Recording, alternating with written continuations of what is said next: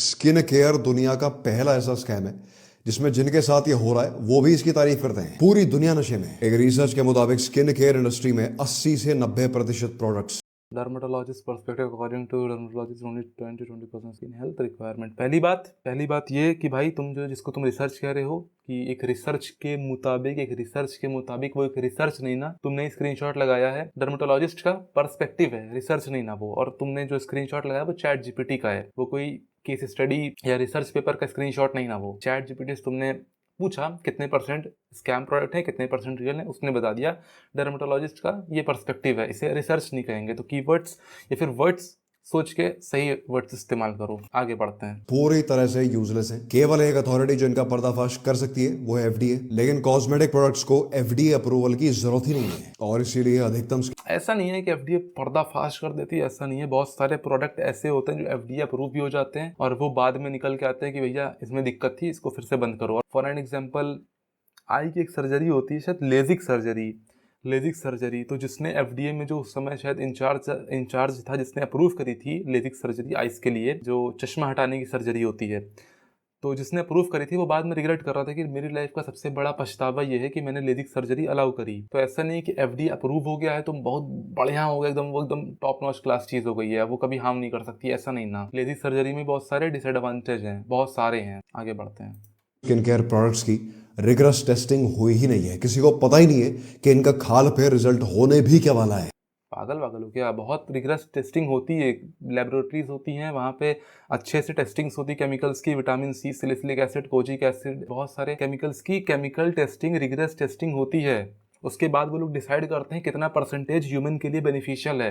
For an example, तुम्हें 20% vitamin C serum मिल जाएगा लेकिन 20% कोजिक एसिड नहीं मिलेगा, क्योंकि 20% कोजिक एसिड स्किन को हार्म कर सकता है। जब उन्होंने रिग्रेस टेस्टिंग करी, 20% कोजिक एसिड से नहीं रिजल्ट आया या खराब रिजल्ट आया, इरिटेशन, रेडनेस आई, तो उन्होंने कहा कि 2 से 5% मैक्सिमम ह्यूमन स्किन हैंडल कर सकती है। तो रिग्रेस टेस्टिंग के बाद रिजल्ट मिलता है। तुमने जो स्क्रीनशॉट भाई लगाया था उसमें भी लिखा हुआ था कि डर्मेटोलॉजिस्ट प्रेफर करते हैं सिंपल केमिकल्स जैसे कि vitamin C, salicylic acid, kojic acid, इस टाइप के। तुमने ही जो स्क्रीनशॉट लगाया उसी में लिखा हुआ था। केवल 2-4 प्रोडक्ट्स वाकई में काम के जिनके पर्दे में जिनका नाम लेकर एक और बात यह है कि भाई जो लेबोरेटरीज होती हैं जो केमिकल्स की टेस्टिंग करती हैं वो किसी प्रोडक्ट को अलाउ नहीं करती, वो केमिकल्स को अलाउ करती हैं। कंपनीज उन केमिकल्स को जो अलाउ करे गए हैं उनसे प्रोडक्ट बनाती है। कोई भी डर्मेटोलॉजिस्ट प्रोडक्ट को बैक नहीं करता है, वो केमिकल्स को बैक करते हैं कि हमें पता है इसमें ये केमिकल लगेगा। ये नहीं कहते कि ये प्रोडक्ट लगेगा। फॉर एन एग्जांपल, तुम किसी डर्मेटोलॉजिस्ट के पास जाओगे, उससे कहोगे मेरे को पिगमेंटेशन हो रखी है, तो मोस्ट प्रोबेबली वो कोजिक एसिड की क्रीम लगा लो, तो मोस्ट प्रोबेबली वो कोजिक एसिड की क्रीम तुम्हें देगा या फिर केमिकल देगा या सीरम देगा, जो भी देगा। तो वो केमिकल तुम्हें दे रहा है, वो तुम किसी भी कंपनी का किसी भी प्रोडक्ट किसी भी कंपनी का कोई भी लगा सकते हो तुम, वो बस वो केमिकल होना चाहिए, एक नियंत्रित परसेंटेज में होनी चाहिए वो चीज़, जितना अलाउ करा गया ह्यूमन स्किन के लिए। ये 70 से 80 प्रोडक्ट्स बेच देते हैं। अब देखिए, शुरुआती बिजनेस खड़ी 70-80 भी नहीं, हजारों प्रोडक्ट बिकते हैं जो कि स्कैम होते हैं स्किन केयर के नाम पे। अभी आगे तुम्हें बताता हूँ, अगर तुम्हें स्किन केयर करना है, रिसर्च कैसे करते हैं आगे बताऊंगा। किए जाते थे नीड बेस्ड चीजों पे, इंसान जिनके बिना सरवाइव न कर पाए, केवल वही चीजें बिकती थी। उसके बाद बिजनेसेस को स्वाद आ गया तो इन सालों ने क्या किया, प्रॉब्लम्स क्रिएट करना चालू कर दी।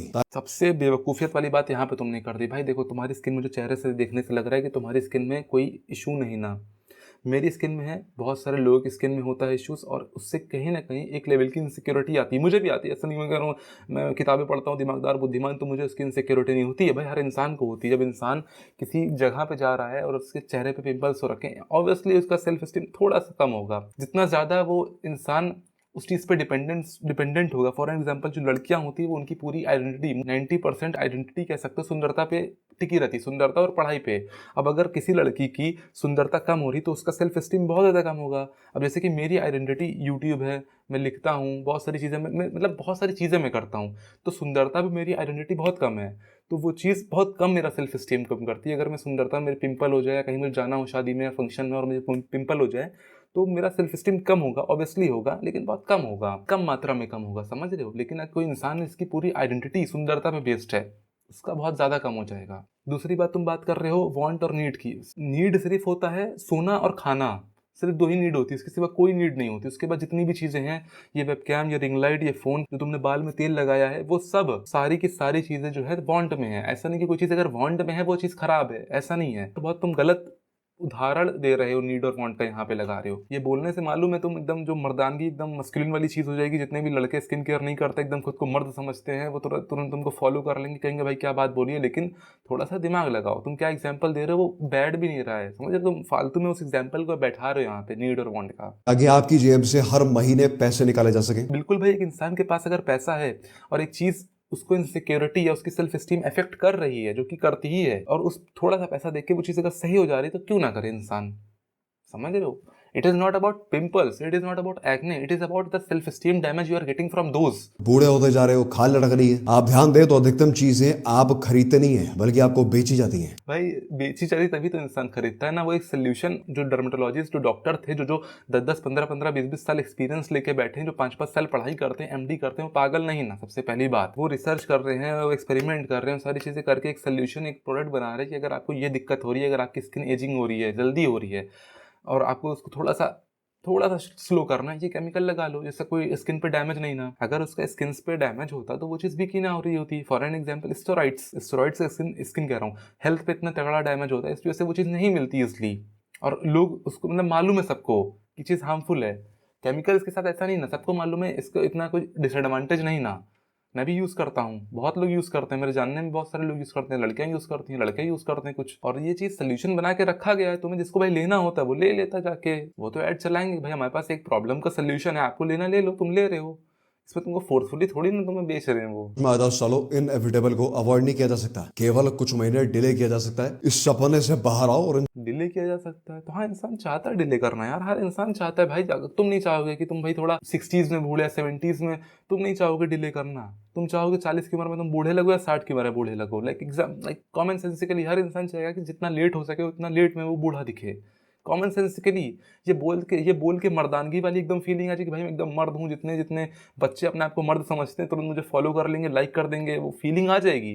लेकिन कॉमन सेंसिकली ये ट्रू नहीं ना, हर इंसान चाहेगा कि वो लेट में बूढ़ा दिखे, ज़्यादा से ज़्यादा वो जवान दिखे, हर इंसान चाहेगा। चीजों से ऊपर उठो थोड़ा। बिल्कुल ऊपर उठो, लेकिन ऐसा नहीं कि उस चीज़ को तुम निगलेक्ट करके ही ऊपर उठोगे। उस चीज़ को साथ में रखते हुए, हाँ भाई ये मेरा एक रूटीन है, मैं फॉलो करता हूँ, मेरे को एक्ने या पिंपल ज़्यादा होते हैं, तो for that reason I use that, उसको मैं यूज़ करता हूँ। उससे मेरी आइडेंटिटी थोड़ी अटैच है, मेरी ज़िंदगी थोड़ी है स्किन केयर कि मेरा पूरा दिन उसी में बीतता है। आज कौन सा केमिकल लगाऊं, आज ये लगाऊं, आज ये, पूरी ज़िंदगी थोड़ी है। 5 मिनट का काम है, सुबह 5 मिनट का, शाम का। बाकी चलते हैं, अगली वीडियो में मिलते हैं, ठीक है? चलो।